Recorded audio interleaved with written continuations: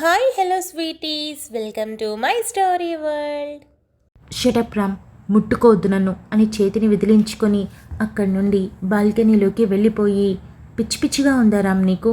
వాడు ఏదో వాగి నీ మనసులో విషయాన్ని నింపితే వాటిని మనసులోకి మెదడులోకి ఎక్కించుకొని బాధపడి నా దగ్గర అవన్నీ చెప్పి ఏంటి రామ్ ఇదంతా అని సూటిగా ప్రశ్నించింది. అది సీత, అప్పుడు నా మైండ్ ఇవన్నీ ఆలోచించలేదు. చాలా బాధగా అనిపించింది. అనవసరంగా నిన్ను పెళ్లి చేసుకొని నీ లైఫ్ స్పాయిల్ చేసేసాను అనిపించింది.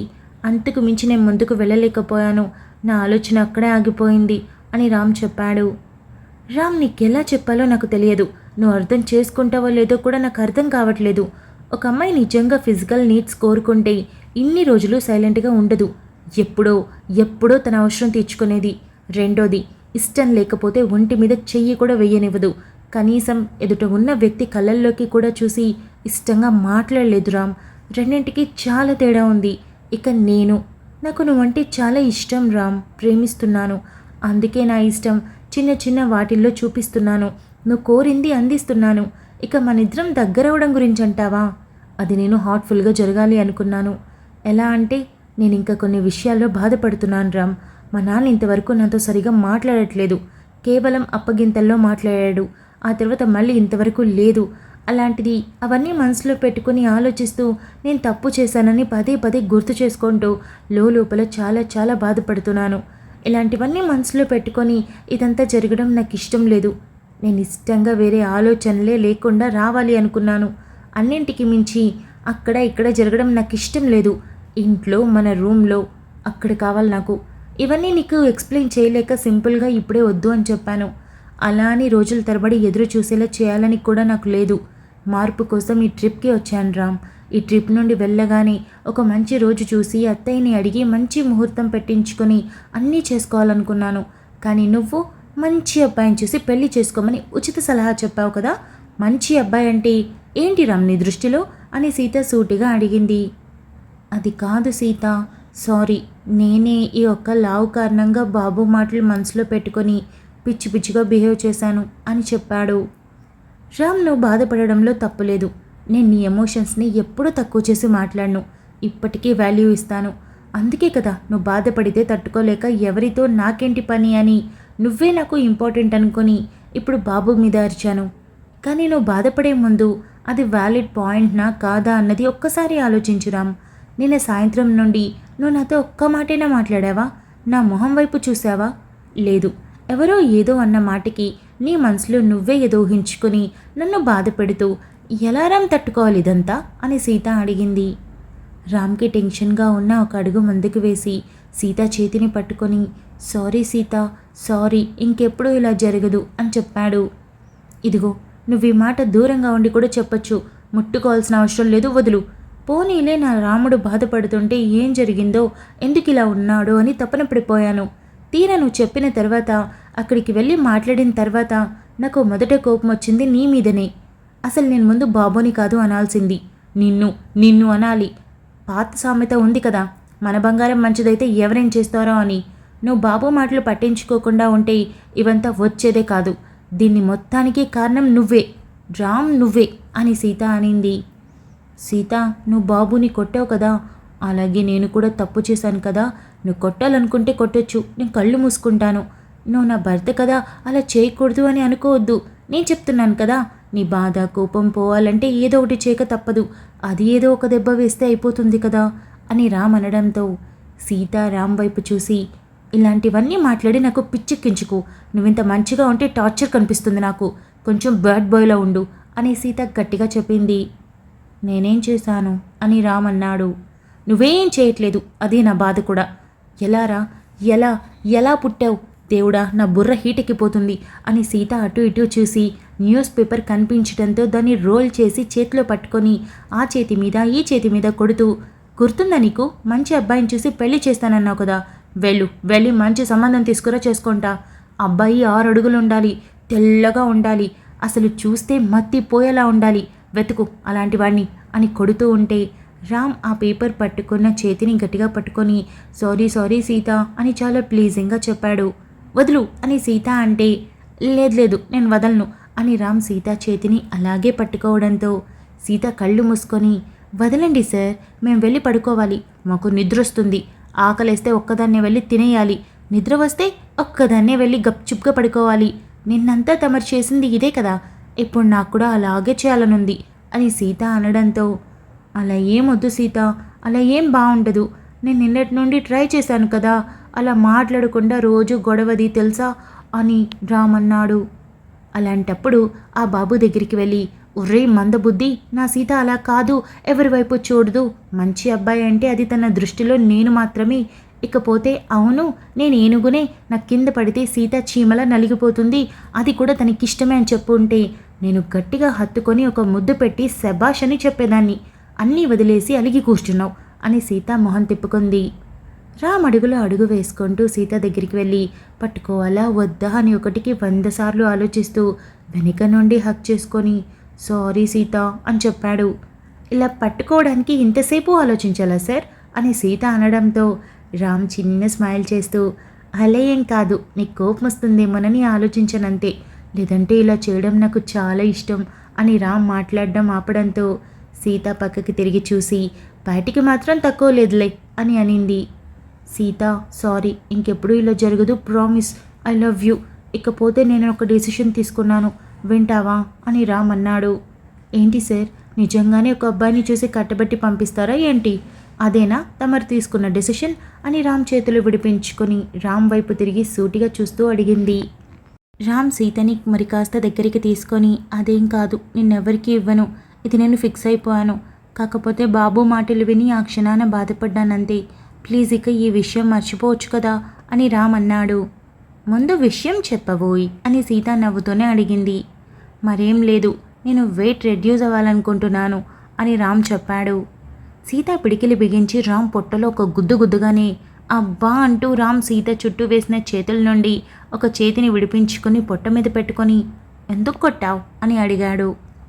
వాడెవడో లావుగా ఉన్నావన్నాడని ఇప్పుడు తగ్గాలా, నేను చెప్పాను కదా నువ్వు నాకు ఎలా ఉన్నా ఓకే అని, నీకేంట్రా ప్రాబ్లం, ఏం ప్రాబ్లం అని సీత మీదకి వెళ్ళడంతో, అయ్యో వాడు అంటున్నాడని కాదు, మామూలుగానే తగ్గాలనుకుంటున్నా అని రామ్ అన్నాడు. సీత తల కొట్టుకొని 1 నిమిషం పాటు మౌనంగా ఉండడంతో, ఏమైంది సీత, మాట్లాడు, నువ్వు ఇలా సైలెంట్గా ఉంటే నాకు భయం వేస్తుంది అని రామ్ అన్నాడు. ఆ బాబుగాడి మూలంగా అన్ని మాటలు మైండ్లో పెట్టుకొని నువ్వు భయపడుతూ ఉండు జీవితాంతం అని సీత అంటూ, అది కాదు రాముడు అని రామ్ చెంప మీద ఒక చేతిని వేసి, నువ్వు ఒకరి గురించి ఆలోచించి మనసు పాడు చేసుకోవద్దు, నేను చెప్తున్నాను కదా, నువ్వు నాకు ఓకే, బయటికి వెళ్ళినప్పుడు నా పక్కన నువ్వు ఉంటే నాకు గౌరవం రెట్టింపు అవుతుంది కానీ తగ్గదు, నీకు నువ్వుగా తగ్గాలి, లైక్ నాకు ఏదైనా హెల్త్ ఇష్యూస్ వస్తాయేమో, లేదా నాకు కాన్ఫిడెన్స్ కావాలి, అందుకే తగ్గాలనుకుంటున్నాను అని చెప్పు, ఒప్పుకుంటాను, వాడెవడో అన్న మాటలు మనసులో పెట్టుకొని మాత్రం ఇలాంటి డెసిషన్స్ తీసుకోవద్దు, అర్థమవుతుందా అని సీత చాలా ప్రేమగా చెప్పింది. సీత వాళ్ళు వీళ్ళు అన్నారని కాదు, నాకే తగ్గాలనిపిస్తుంది నిజంగా, ప్రామిస్ అని రామ్ చెప్పాడు. నిజంగానా అని సీత అడిగింది. అవునరా, తగ్గాలి, అంటే ఫ్యూచర్లో హెల్త్ ఇష్యూస్ వస్తాయేమోనని భయంగా ఉంది, ఇక అదంతా పక్కన పెడితే ఈడు జోడు అంటే చూడ్డానికి బాగుండాలి, నాకు తెలుసు నువ్వెప్పుడు నన్ను తక్కువగా చూడలేదని, నీ పక్కన ఉంటే నువ్వెప్పుడు తక్కువగా ఫీల్ అవ్వలేదని, కానీ చూసే వాళ్ళందరూ ఆ పిల్ల ఎలా చేసుకుంది అని కాకుండా వాళ్ళిద్దరి జంట చాలా బాగుంది కదా అని అనేలా ఉండాలని ఉంది. లావు తగ్గడం అన్నది తప్పేం కాదు కదా, నువ్వు అన్నావు కదా అప్పుడు నేను హృతిక్ రోషన్లో ఉన్నానని, అలాగే అయిపోవాలనుకుంటున్నా అని రామ్ చిన్నగా నవ్వాడు. అయ్యయ్యో, అయితే ఫ్యూచర్లో నేను ఈ లడ్డు బాబుని మిస్ అయిపోతానన్నమాట అని సీత అనింది. రామ్ నవ్వడంతో సీత కూడా నవ్వుతూ, అయినా చూడు ఇలా ఎంత బాగున్నావో అని హక్ చేసుకొని రామ్ గుండెల మీద తలవాల్చి, ఎంత వెచ్చగా ఉన్నావు, పైగా నన్ను ఈజీగా ఎత్తుకోగలవు, నువ్వు నవ్వినప్పుడు టెడ్డీ బీర్ని చూసినట్టుంటుంది, బుగ్గలు పట్టుకుని నలిపేయాలనిపిస్తుంది, ఇకపోతే అమాయకంగా మాట్లాడినప్పుడు ఈ మొహం మరింత క్యూట్ ఉంటుంది తెలుసా, ఇవన్నీ మిస్ అయిపోతాను, పర్లేదులే అడ్జస్ట్ అవుతాను అని సీత నవ్వింది.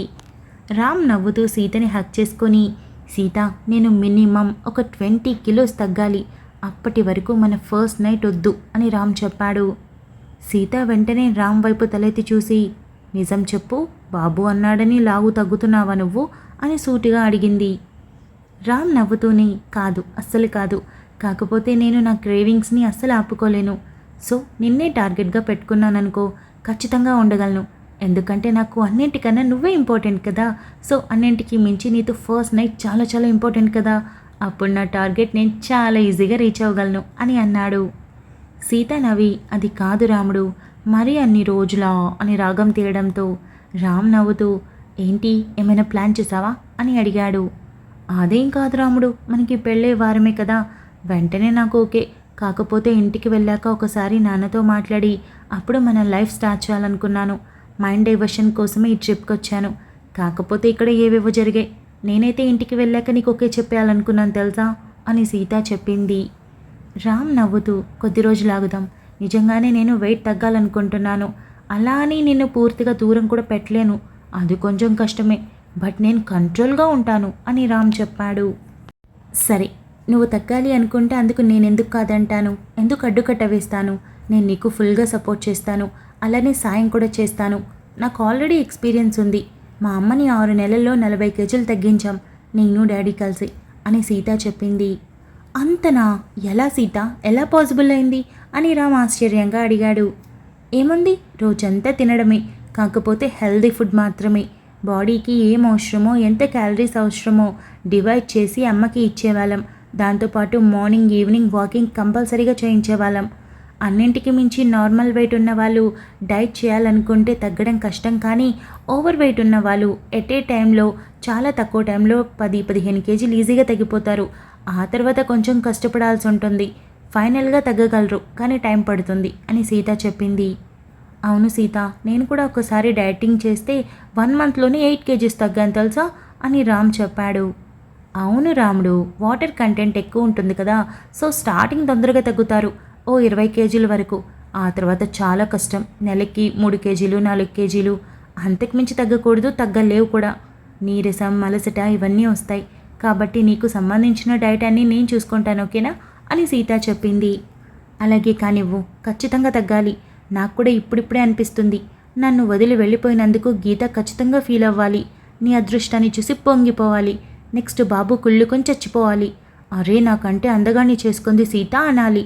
అన్నింటికి మించి ఈ వారంలో నీ పక్కన నన్ను చూసి ఇదేం జంటరా బాబు అని అన్నవాళ్ళందరూ ఇదేం జంటరా బాబు అని గొప్పగా చెప్పాలి అని రామ్ అన్నాడు. సీత నవ్వుతూ, అన్నీ అవుతాయి రాముడు, ఖచ్చితంగా అవుతాయి, అయ్యేలా చేద్దాం మనం అని సీత నవ్వడంతో రామ్ సీత నుదుటి మీద ముద్దు పెట్టి దూరం జరిగి, ఇదిగో ఇక మీద నేను పర్మిషన్స్ అడగను అని అన్నాడు. ఇప్పుడు నిన్ను అడగమని ఎవరు చెప్పారు అని సీత అడగడంతో రామ్ నవ్వుతూ సీత బుగ్గ మీద 1కి 2 సార్లు ముద్దిచ్చి, thank you so much Sita, నాకు నువ్వంటే చాలా ఇష్టం ఉండడంతో అడగగానే చెప్పేశాను. కానీ ఆ టైంలో నువ్వు నాకు సపోర్ట్ చేస్తావు, ఓదారుస్తావని అనుకున్నాను, కానీ ఇలా వెళ్ళి బాబు మీద తిరగబడతావు అనుకోలేదు. నా కోసం నువ్వు ఇంత స్టాండ్ తీసుకుంటావని అస్సలు ఊహించలేదు. నా డెసిషన్ కరెక్ట్ అని నాకు తెలుసు, కానీ 100కి 200% పర్ఫెక్ట్ అని నాకు ఈరోజు అర్థమైంది. ఐ లవ్ యూ సీత అని చెప్పాడు. సీత నవ్వుతూ, రిప్లై ఇవ్వాలా? కుదరదు రాముడు, ఒక 5 కేజీలు తగ్గు, అప్పుడు చెప్తా అని నవ్వడంతో, ఓహో, అసలే నేను టార్గెట్ పెట్టుకుంటే నువ్వు ఇంకా ఊరిస్తున్నావా అని రామ్ అడిగాడు. సీత నవ్వి, చలిగా ఉంది, లోపలికి వెళ్దాం రా అని అనడంతో, ఈ లడ్డు బాబు నిన్ను ఎత్తుకుంటాడు అన్నావు కదా, ఎత్తుకోనా అని అడగడంతో సీత నవ్వుతూ తల ఊపడంతో రామ్ వెంటనే తనని ఎత్తుకొని లోపలికి తీసుకొని వెళ్ళి తనతోనే డోర్స్ క్లోజ్ చేయించి తీసుకొని వెళ్ళి బెడ్ మీద పడుకోబెట్టాడు. పక్కనే రామ్ కూడా పడుకొని, మనం డిన్నర్ చేయలేదు కదా అని అన్నాడు. రాముడు, నువ్వు ఇలా టైంకి ఫుడ్ గురించి ఆలోచించే పనైతే నువ్వు తగ్గినట్టే, మన ఫస్ట్ నైట్ జరిగినట్టే అని ఆ సీత అనడంతో రామ్ నవ్విస్తూ, లేదు నీకు ఆకలిస్తుందేమోనని అడిగాను అని అన్నాడు. సీత వెంటనే రామ్ వైపు చూసి, రాముడు, పొద్దున్నుండి నువ్వు తిన్నావా అసలు అని సీత డౌట్గా అడిగింది. తల అడ్డంగా ఊపడంతో, ఏంటి రాముడు నువ్వు ఇలా చేస్తావు, 1 నిమిషం ఆగు అని తన ఫోన్ తీసుకొని భరత్కి కాల్ చేసి భోజనం తెమ్మని చెప్పింది. కాసేపటికి భరత్ పార్సల్ తీసుకొచ్చి ఇవ్వడంతో సీత కవర్ తీసుకొని థ్యాంక్స్ అన్నయ్య అని చెప్పింది. హలో చెల్లెమ్మ, బావని ఏమనికే, నీ కోపం వస్తే నువ్వు పెద్ద రాక్షసివి. ఈ విషయం నాకంటే బాగా ఎవరికి తెలీదు, పాపం బలైపోతాడు, అసలే అమాయకుడు అని భరత్ తల మాత్రమే సీత దగ్గరగా పెట్టి చెప్పాడు.